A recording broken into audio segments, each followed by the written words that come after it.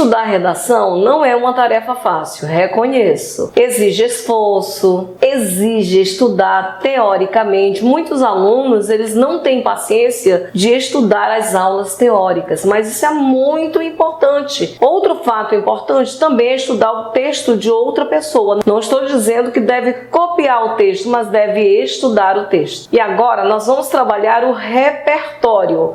O repertório sociocultural que ficou tão famoso quando o Enem exigiu como uma de suas competências. Não significa que as outras bancas não exigem. Toda banca que pede a redação como uma forma de avaliação para entrar em algum lugar, seja no concurso público, seja numa universidade, qualquer banca vai exigir o repertório sociocultural. Porque o repertório sociocultural é aquilo que nós conhecemos como embasamento do argumento, ou seja, qual é a base do teu argumento? A base do meu argumento é que eu sou uma pessoa que eu leio muito. Eu assisto a filmes, eu leio revistas, eu leio jornais, eu leio autores importantes, eu leio clássicos, eu ouço música, eu sei poesia. Estão percebendo? É uma pessoa que lê bastante. Aí você vai dizer, ai professor, eu não gosto de ler não. Olha, tu tens que começar a ler. É importante, é um hábito. Daqui a um tempo você vai gostar. Mas olha, fica comigo, porque aqui você vai conseguir aprender da melhor forma. Seguindo ao pensamento, existem várias formas de você trabalhar o repertório sociocultural. Cada banca ela tem um critério de como ela vai exigir esse repertório. Por exemplo, o Enem quer que pelo menos em algum momento, uma vez que seja, o candidato coloque o repertório sociocultural e esse repertório ele seja legitimado, o que é isso? Seja realmente reconhecido em alguma das áreas do conhecimento, seja comprovado e que este repertório seja pertinente ao tema, ou seja de acordo com o tema e que se faça uso produtivo. Isso é o mais difícil, porque tem que pegar o repertório e tem que desenvolver. Nós vamos trabalhar o mesmo exemplo que eu trabalhei numa aula anterior, a mesma redação que eu trabalhei a forma gramatical. Estou pegando ali pontos importantes. As bancas, elas analisam a gramática, elas analisam o repertório, analisam o argumento e analisam a coesão. Pelo menos esses pontos as bancas concordam entre si. Na redação da aluna, nós vamos verificar que na introdução ela já traz um repertório. Aliás, em cada parágrafo ela vai trazer um repertório. É errado? Não. É bom, até ajuda no argumento. É claro que o teu repertório não pode ser maior do que o teu argumento. Professora, o que é o argumento? O argumento é levantar o problema, é dizer a tua opinião. O que você acha desse problema aí que você levantou no seu texto? É dizer a tua opinião e a tua opinião ela deve ser bem maior do que o repertório. O repertório sociocultural é a opinião de outra pessoa. E nisso aí você tem que ficar bem atento. Já na introdução, o primeiro repertório que a aluna traz é sobre o filme Carandiru. E ela diz, o filme Carandiru retrata a história de como os cidadãos foram parar na unidade carcerária Carandiru, em São Paulo, que junto ao aumento da criminalidade urbana ocorreu a adição de detentos. Então essa adição de detentos aí parece que ficou algo solto. Onde? Em que lugar? Na penitenciária, tá certo. Mas ainda precisa organizar o discurso para ficar melhor. É mais uma questão aqui do discurso. Depois ela diz análogo a isso. Esse análogo tá correto, o conectivo, que ela vai fazer a ligação entre o que acabou de contar sobre o filme para o que ela vai mostrar na tese dela, que a tese é a ideia principal. Ela utiliza o repertório para apresentar a tese, que ela diz o seguinte, análogo a isso, muitas são as causas dos crimes urbanos no Brasil que tem a violência como fator determinante. Nesse caso é importante citar a agressão policial e a agressão advinda do espaço privado. O que a gente percebe é que ela joga rapidamente as ideias, eu não vou falar do argumento agora, mas em relação ao repertório sociocultural, ela deveria ter desenvolvido um pouco mais, ela faz a ligação entre o repertório e a tese, mas faltou um pouquinho mais de uso produtivo. Ela não chega a desenvolver com gosto o repertório. Ela poderia mostrar que o que acontece no filme é a realidade no dia a dia do brasileiro, que é comum os brasileiros verificarem esta questão da prisão de muitos bandidos, motivado pela violência, pela criminalidade. Deveria ter explorado mais isso daí para fazer uso produtivo do repertório. Nós temos aqui um filme que ele é importante, repertório, dá para usar com certeza, existem outros também. Algo que eu percebi que ela vai usar pelo menos em 2 momentos filmes. Seria interessante usar repertórios diferenciados, usar filme, usar a fala de um especialista, dados estatísticos, não que as bancas exigem, mas eu estou dizendo que fica mais bonito o discurso. Olha só o que eu estou apresentando para vocês, Crime e Castigo, do Dostoiévski. Nossa, quando o aluno vem com um repertório, que ele coloca lá Crime e Castigo de Dostoiévski, nossa, você já leu Dostoiévski? O avaliador já fica ali entendendo que aquele candidato, ele é um leitor. Às vezes ele nem leu todo o livro, mas ele sabe alguma coisa sobre o livro Crime e Castigo. É interessante saber que a personagem principal é Raskolnikov, é uma obra russa, claro, e nós temos ali na personagem principal um assassino, que ele mata uma senhora que ele chama de velha durante a obra toda, que ela era uma agiota, tinha emprestado dinheiro para ele, era um estudante e cobrava ali juros altíssimos e cobrava, ela era uma sugadora humana, não só a ele, mas a vários outros estudantes, e ele mata, e ele não se arrepende, ele quer justificar o crime dele, ele vai até o final entendendo que ele tinha matado um piolho, um verme, mas não tinha matado um ser humano. Ele vai se arrepender no finalzinho da obra por causa do amor, que é uma obra romântica, e no romantismo o amor ele é regenerador. Mas olha só, se de repente você coloca lá no repertório a história de Crime e Castigo, explora os efeitos psicológicos do assassino e as consequências emocionais que ele tem sobre Raskolnikov, mostrando como um ato violento pode ter consequências terríveis e duradouras. O candidato deve ajeitar o repertório, jogar ali para efeito, e a pessoa de repente, nossa, que inteligente, que discurso maravilhoso, deixar ali o avaliador boquiaberto. É claro que existem vários outros repertórios nesse tema, que nós temos aqui as causas da criminalidade urbana no Brasil, que tem a violência como fator determinante. Aí você vai dizer assim, aí o aluno de repente diz para mim, professora, Dostoiévski não é brasileiro, você faz a ligação. Pode mostrar que em qualquer parte do mundo, quando a violência é um fator determinante, ela gera a criminalidade da mesma forma que ocorre em outros países, ocorre também no Brasil. É claro que o Brasil é exemplo aí número 1 de casos de violência, que tem a violência como fator determinante ali da criminalidade. Se você lembrar o caso de Isabelle Nardoni, em que o pai e a madrasta mataram a criança, dá para trabalhar em cima disso daí. Uma violência extrema,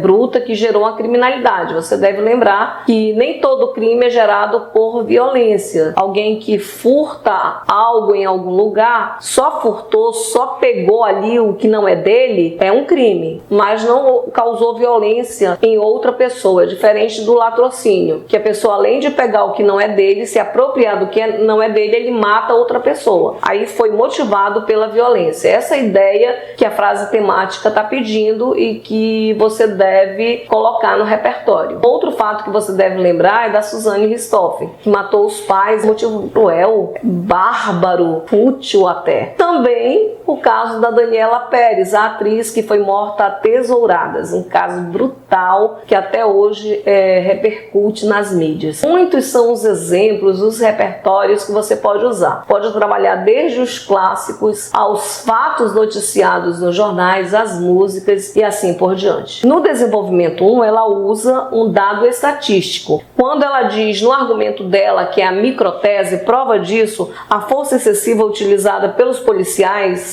contra a população ocasiona os delitos urbanos. Nessa afirmativa, a violência utilizada muitas vezes em favelas ocasiona a morte de moradores que, por falta de condições financeiras, estão inseridas nesse ciclo caótico. Os óbitos trazem à tona o sentimento de represália, a busca por justiça, e por isso mais criminalidade é gerada. Ela começa falando das pessoas que moram em periferias, local onde é gerada a violência, um ciclo caótico. E quando ela cita tudo isso, depois ela prova, que ela fala, prova disso são as vítimas de bala perdida no Rio de Janeiro. Ela vai dar um dado estatístico, segundo o G1, ela diz a fonte de onde tirou que a bala perdida é uma violência que resulta em criminalidade. Ela faz o uso produtivo, mas é claro que ainda poderia explorar um pouco mais essa questão da bala perdida, que ela usa a questão da periferia, os óbitos que são causados, que é de uma forma geral, e depois ela especifica a bala perdida. Ela poderia trabalhar um pouco mais em cima da bala perdida, mas já há uso produtivo, embora daria para explorar aqui o argumento em cima deste repertório. Fora os dados estatísticos, você pode explorar músicas também. Estava lendo a música Violência, do grupo Titãs, em que eles dizem: o movimento começou, o lixo fede nas calçadas, todo mundo circulando, as avenidas congestionadas, o dia terminou, a violência continua, todo mundo provocando todo mundo nas ruas. Ele começa a falar da violência no cotidiano, desde esta questão de um provocar o outro. A violência está em todo lugar, não é por causa do álcool, nem é por causa das drogas. A violência é nossa vizinha, não é só por culpa sua, nem é só por culpa minha. Violência gera violência. E não somente jogar a culpa nas drogas, no álcool, mas a culpa é de todo mundo. Ele chama aqui a uma conscientização. Só de analisar a música, você já começa a pensar nos argumentos. Como poderia ter essa conscientização? Como isso poderia ser evitado? O que as pessoas poderiam fazer para melhorar o dia a dia? Como não gerar mais violências? Sempre fazer perguntas. Não adianta suplicar porque ninguém responde, não adianta implorar, todo mundo se esconde. É difícil acreditar que somos nós os culpados, é mais fácil culpar Deus ou então o diabo. O crime é venerado e posto em uso por toda a terra. De um polo a outro se imolam vidas humanas. No reino de Zópito, os pais degolam os próprios filhos, seja qual for o sexo, desde que sua cara não lhes agrade. Os coreanos incham o corpo da vítima à custa de vinagre e depois de estar assim inchado, matam-no a pauladas. Os irmãos morávios mandavam matar com cócegas. E ele explora outras formas de violência em outras pessoas, em outros contextos e em outros povos. Uma música bem interessante. No desenvolvimento 2, ela volta a usar o exemplo de um filme, que é o filme Cidade de Deus. Na microtese dela, ela diz: no âmbito privado dos brasileiros pode ser considerado um fator causal de criminalidade urbana. Ela está querendo dizer que na casa, como se vê, a moradia própria é o primeiro espaço em que o indivíduo socializa, é educado e tem seus costumes e culturas, uma vez que a casa de uma pessoa apresenta comportamentos, que não é a casa, são as pessoas. Comportamentos agressivos, os cidadãos desse ambiente presenciam a agressão dentro de suas residências e ainda por cima levam consigo exemplos errôneos para a sociedade. Para mais, a casa que deveria ser uma fonte de acolhimento é na verdade de violência silenciosa, visto que é longe dos olhares da sociedade. A exemplo disso, no filme Cidade de Deus, o personagem Zé Pequeno comete um estupro após receber um não de uma mulher, pela vivência em meio violento e pela falta de educação respeitosa, trazendo agressividade como resposta. Quando ela cita aqui o filme Cidade de Deus, poderia ter contextualizado um pouco mais a vivência em casa, a forma da educação e que levou a cometer delitos, agressões, estupros e tudo mais. Faltou um pouquinho mais de explicação. Outra forma também, receber um não, a falta do elemento sintático também comprometeu um pouco, e essa questão de pela vivência deveria ser devido à vivência em um meio violento. Como eu falei, trabalhar mais um pouco. Falta mais uso do repertório, né? Como ela poderia desenvolver a ideia de educação doméstica e agressividade? Como ela poderia trazer um pouco mais essa ideia? Porque no período anterior ela fala que o lar, que deveria ser o local de proteção, é onde é um ambiente bem agressivo, mas ela rodeia na mesma informação. Poderia enxugar um pouco mais e desenvolver mais esse uso produtivo. A salvaguarda aqui é quando ela diz a exemplo disso. A exemplo disso, ela chega a fazer um pouco o uso produtivo, mas não fica bem claro, não fica bem forte o desenvolvimento desta ideia. Daria para desenvolver um pouco mais, para explorar um pouco mais a agressividade dentro do lar, de que forma ela acontece, como seria essa falta de educação respeitosa,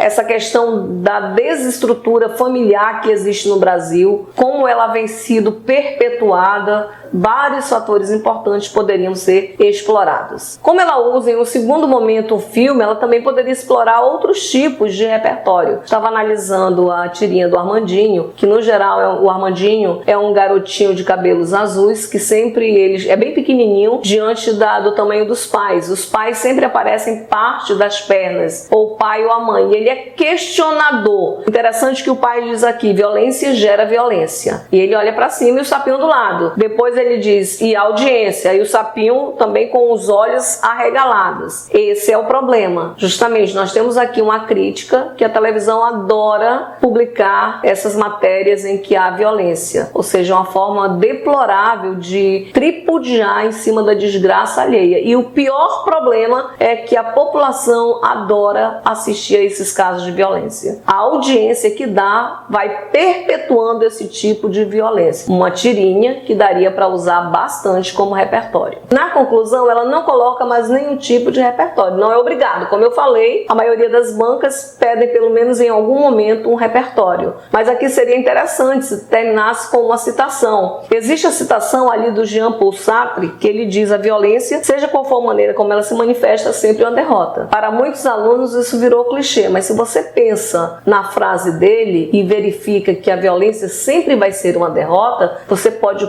parafrasear o que o filósofo falou e terminar o seu texto. É claro que no texto da aluna, ela atende ao que foi pedido, todo o repertório dela é pertinente ao tema, embora em alguns momentos ela deixe de fazer o uso produtivo, em outros ela faz o uso produtivo, então isso aí faz ela atender a tudo que as bancas querem. Pelo menos na parte do repertório está correto. Só passei aqui algumas informações que isso ajuda, eu aconselho a vocês a fazerem ali um caderninho de repertórios, pensarem em determinadas obras, aconselho inclusive a ler determinadas obras como o livro 15 da Raquel de Queiroz, São Bernardo de Graciliano Ramos, quem sabe Crime e Castigo de Dostoiévski, que dá ali para trabalhar vários tipos de repertório. Você vai lendo e começa a pensar que poderia usar em vários temas. Se você começa a ler e a partir do que está lendo pensa nas probabilidades de tema que um vestibular, um concurso público vai pedir, isso vai te ajudar bastante. Faz os teus rascunhos. É propriedade, é teu.